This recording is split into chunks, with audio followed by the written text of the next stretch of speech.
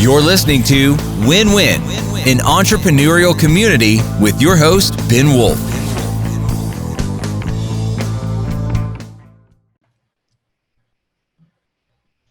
And welcome to Win-Win, an entrepreneurial community. I am Ben Wolf, as always, your host. Happy to have you here. Please remember to subscribe, leave a review, like, follow, whatever it is on the platform on which you are watching or listening to this. And on today's episode, we are going to learn how to scale from solo hustle to scalable business. That's going to be our subject today. Our guests today, who I'll begin to introduce now, are the Visionary and Integrator, two guests of Renee Rouleau Skincare. They have created an exclusive skincare line based on a proprietary classification of 9 skin types and 2 retail skincare spas, actually developed by the visionary of this company. We'll introduce in a second. And these products are used by celebrities like Demi Lovato. The website you can find out more information about them is reneerouleau.com. And Rouleau, you gotta check the comments, check the description for how you spell Rouleau. But just in case you're paying attention, it's ROULEAU.com, reneerouleau.com with 2 E's in Renee. So that's Renee Rouleau. Actually, 3 E's. 3 E's? Well, right. I mean, at the end, but fair point. 3 E's in Renee. So that's Renee Rouleau and Curtis Schuttinger. Welcome to the show. Thank you. Thank you. Happy to be here. Well, and very happy to have you. Always happy to have a visionary CEO, an integrator, COO on the show, and to not only talk about the substance of what people can benefit from, but also to be able to give a perspective from both points of view of how that visionary integrator, that CEO president relationship can be maximally effective. So with that, I just want to get into the background with you guys. If you could just give me a quick 2 minutes. We talked about a topic here, scaling from this solo esthetician that you started off to having a scalable business with 2 retail locations, an online store used by celebrities, quite a good reputation. So how did you get from here to there, for what we're talking about today? Just a quick 2-minute background. Yeah, so real quickly, there is this August, we'll be celebrating our 25th anniversary. So that's where we are now. Thank you. And how I started was my grandmother was a hairstylist and she owned her own beauty shop. And I grew up in the beauty business and just loved the idea of making people look good and feel good, and started a career right out of high school as an esthetician. Me and a coworker, I kind of had the entrepreneurial spirit and opened my first skincare salon outside of Boston when I was 21. Ran that for 5 years, so kind of learned about business and so you got the space. You were fully independent. We opened an actual whole retail location. Wow. And hired estheticians, and then I had that for 5 years, so I learned a lot, and that was amazing. And then decided to go out on my own when I moved to Texas, and started Renee Rouleau Skincare almost 25 years ago. And we're thriving, and I love what I do. I have a product line, and a big e-commerce company is what we are now today, and we're doing great. So that's awesome. So if you could help connect the dots a little bit, right? For people that are maybe starting off, maybe they're still solo, maybe they're a little bit beyond solo, but how, I guess, what are some of the big things that people need to know or do to, it's a long path to go, to make that journey. So what are some of the things that people need to know to be able to do that successfully that you've discovered over the last 25 years? Yeah, I think, when I started the first business in Boston, as I said, I was just 21 and had a business partner, and we each put in our own money. I got that money from a bad car accident I got in on when I was 19 and settled a small lawsuit, and I used that money to fund the business. Unfortunately, at the time when I got the money, I was 20 years old and getting some money wired into my account, and I blew most of it before I realized I was opening up a business. And then it was oh, wait, I need to shell out, I think it was $22,000 was going to be my half of the business. And this is back in 1991. And I didn't have the money because I, bought a Rolex watch and all these crazy things. And because I was young and rich. And so I ended up having to take out a $9,000 loan. And then that took forever to pay off. And I was like, oh my gosh, I could have had this whole thing paid off if I was just smart. But so when I started when I moved to Texas, I did sell my half of the business. And so I used that money to fund my own business, and then just took out a traditional bank loan. I'm somebody, I don't like to owe anyone anything. And so I didn't go after, didn't go friends or family, certainly didn't take any big investment outside of that. But I like to do things my way, and I did it on my own. And yeah, just a good old bank loan, and pleading with them to trust in me, and and they did. So I think the path though is always about, how do you get money to do what you do? And certainly as we grew, I just kept using the profits from the company and just reinvesting. And it was just a very slow process. But I was never in a rush, because I wasn't really seeking growth. I just wanted to, love what I do, employ people who love what they do. And if all goes well, my bills are paid. And that was my philosophy for a long time. Right. I mean, if you go back and talk to your 20 or 25-year-old self, it's like basically talking to other people out there that are not quite as far along in this. What are one or two main things that they should know if they want to do this successfully? Maybe avoid some of the pitfalls that you went through by trial and error. And do you mean with scaling as it relates to getting funding, or just anything? Yeah, anything. I mean, it could be the funding aspect, if that's what you want to talk about. I mean, just one or two things that people should know, or that you would have benefited from knowing if your older self had traveled back in time, some kind of sci-fi show, and given some advice. Yeah. Well, first and foremost, if my older self told my younger self what to do, my younger self would never have listened anyway.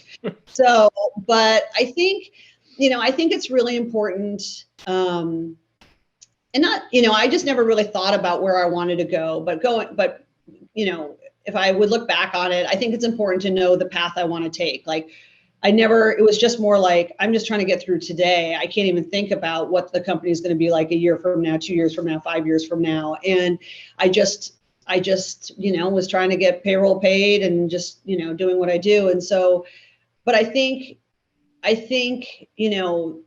having a long-term plan would have been more helpful. I didn't have any major mistakes per se, but just a vision for where I want to take the company, so It's having a roadmap. I think it's helpful to look at other companies and kind of see who you like and who you want to model after.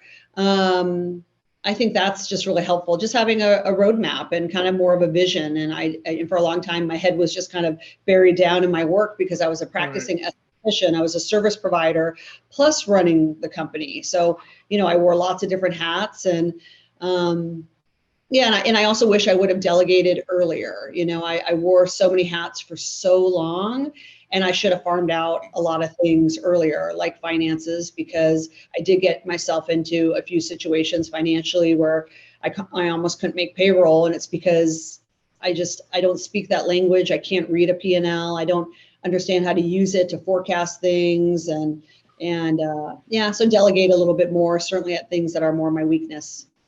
Right. Well, makes sense. I mean, it's a good segue for what I wanted to ask you guys about next, which is you talk about vision and delegation and roadmaps, which is EOS. And the truth is, the way I met you guys, and the way I met you guys is through the EOS conference in Houston.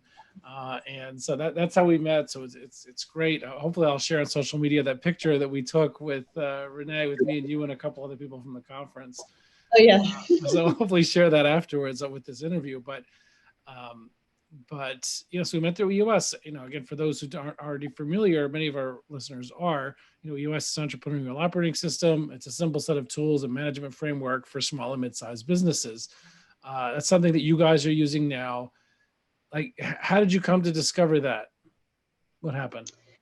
So many, I think what's been really helpful for me in my career is, as much as humanly possible, surround yourself with other like-minded people, particularly entrepreneurs. I think one of the things, kind of going back to what I would tell my younger self, was I would have sought out meeting entrepreneurs, because they're such a great resource. And I didn't have anyone to talk to. I was a young entrepreneur. I didn't know anybody who owned their own business, certainly at my age. And so you're kind of left to figure it out on your own. And fast forward, about 12 years ago, I became a member of EO, which is called Entrepreneurs Organization. And that was just, when I joined, I was like, oh my gosh, here's my people. Like, these people know what I'm talking about. These people aren't people that punch the clock at 5 p.m. and go home. It's like, oh, wow, you work 100 hours a week too. And so it was through a recommendation through EO that somebody said they were on EOS. And so I explored it, and that was like 8 years ago, and never looked back. Right, awesome. Curtis, let me turn to you for a minute here. And so you're the integrator, like the COO for this business. What's your perspective on this? Like, what would you be telling people from the integrator's point of view, what they need to know to scale from those smaller businesses to something larger? What have you discovered along the way that you would advise? Number one, we read the book Rocket Fuel by Mark Winters and Gina Wickman, which describes our relationship perfectly. Describes our seats, what we're expecting of each other. And really that just sets the framework for a working relationship. We took Culture Index to, some people use Culture Index, some people use Colby for personality assessments, and that really helps us identify how the best way to communicate with each other. But from a scaling aspect, the fastest that we can scale is to continue to take things, the day-to-day operations, off of Renee's plate, keep her in her wheelhouse of being creative, establishing relationships with people, and being the face of the brand. That's her strong suit. That's where our company grows and thrives. So as an integrator, it's not only my responsibility to execute her vision, but be mindful of her time, her bandwidth, and what all her contributions are to the company. So that's where we grow, and that's our fast track to hitting our 1 or 3 or 10-year goals. So as a great point. I really, really appreciate that. And I guess as the next question, and maybe Renee will be enlightened by this, the answer to this as well, but what do visionaries, what do they need to hear? What do they maybe overlook sometimes when it comes to how to successfully scale their, the businesses that maybe they're the founder of, but what are they sometimes overlooking, and what do they need to hear from an integrator's point of view? Renee actually said it perfectly, is that she would have been better off farming out the things that she's not good at or that she doesn't want to do as early as possible. So the things that visionaries are very much that they hate to do are the boring day-to-day that the integrator and my team needs to do, as far as the details, executing meetings, regardless of any industry that we're in. So we're an e-com retailer, construction companies, financial planners, whoever, but those day-to-day operations are what the visionaries and trailblazers typically, that's where they get held down, and where they despise those kind of boring functions, but they're crucial to any business, to running the business. And so the quicker that the visionary can, or the owner can, get out of those roles and just farm that out to somebody a little more better equipped, the better off everybody will be. She's happier, we're happier. It's boring, but it's an absolute requirement and must that we need to get that done. So. Right, I hear. Sometimes I think visionaries, they kind of, Renee, you can tell us if you ever feel this way, that you kind of project onto integrators like the stuff that you like or hate doing. And so sometimes there's a certain level of guilt or hesitation in delegating some of those things, because there's this thing like, gosh, nobody would want to do that. Why would I make someone else do it? Yeah. And and there's not necessarily and there's maybe a need to remind sometimes that other people do like doing those things, and that's that's their happy place, and that kind of stuff. And so nothing to feel guilty about. It's Yeah.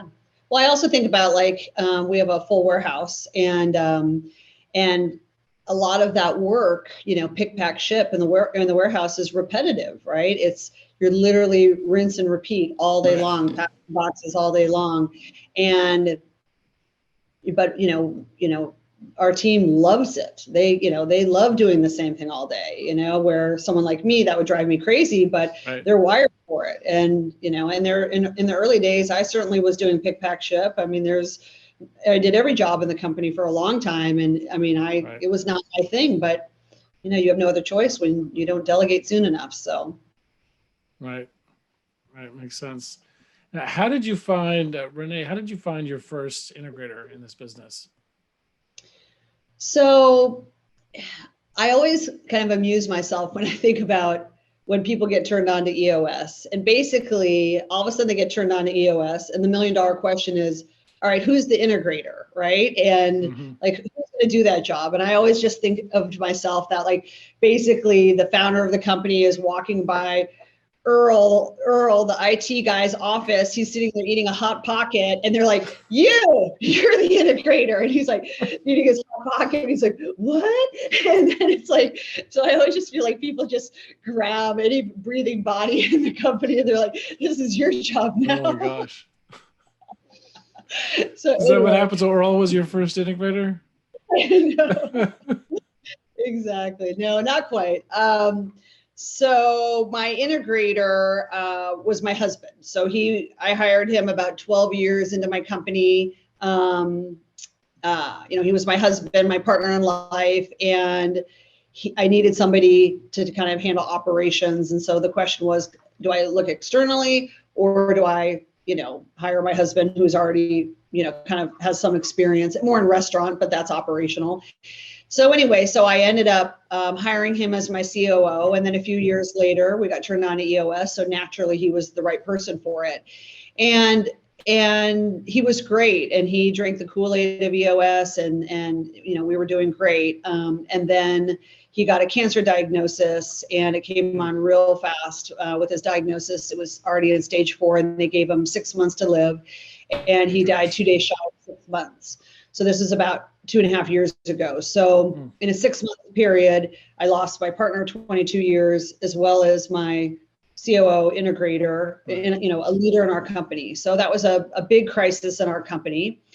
And of course, I had to find a replacement. And so shortly after he passed away, I needed, to find his replacement. I think, he certainly did great with our company, and, we were flowing really, really nicely. So he left us in good hands, if you will. But I think the advantage of my point of all of this is, so I basically, took somebody kind of within and made them an integrator. Right. And they had to learn to kind of adopt to the EOS ways, no different than I had to as Visionary or anyone in our company. When I hired Curtis, when I was looking for that position, I advertised it on LinkedIn as an integrator. And so there's something that's really nice, or it's more impactful when you're hiring someone very specific for that very specific role. Like, you're going to be the EOS integrator. So you need to read this book upside down 10 times over and backwards, and this is your role. And so really the job description was so crystal clear, where back in the early days when I brought my husband in, we weren't doing EOS. It was just like, I didn't get the formal, it was just like, just jump in, sink or swim and figure it out. That's how I did it. And so I really think, while my late husband left us in amazing hands, and he did a great job and got us to, a certain level, we were really able to fast track growth when somebody's role was clearly defined from day one. Right. And Curtis, you were local already, or did you No, moved there for this?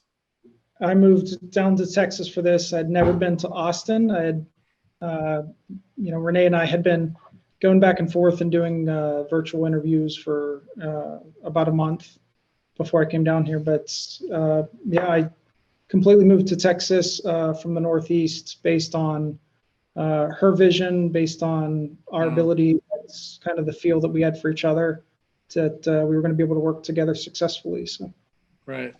Well, I mean, look, I'm sure Austin's an amazing place. It's outside of my hometown of Nashville, the second hottest city in America. So we compete with Nashville for bachelorette parties. Apparently, Nashville's number one for bachelorette parties, and Austin is a close second. I did not even know about Austin and the only reason I found out about Nashville being big for bachelorette parties, because I don't get invited to very many bachelorette parties, is you need to work on it. Yeah, I don't know, but is I kept hearing like people would say like, oh, somebody told me like, oh, my daughter is going down to Nashville for a bachelorette party, and they told me because they know I'm from Nashville. I was like, oh, that's kind of random. It's interesting. Okay. And then like the same week, like the second person tells me like, oh, I'm going to be off next week for a day. Like I'm going down to Nashville for a bachelorette party. And I'm like, gosh, like the second person in a week that's like saying this to me is like, maybe that's a thing. I Googled it and I read some articles. I found out what's going on.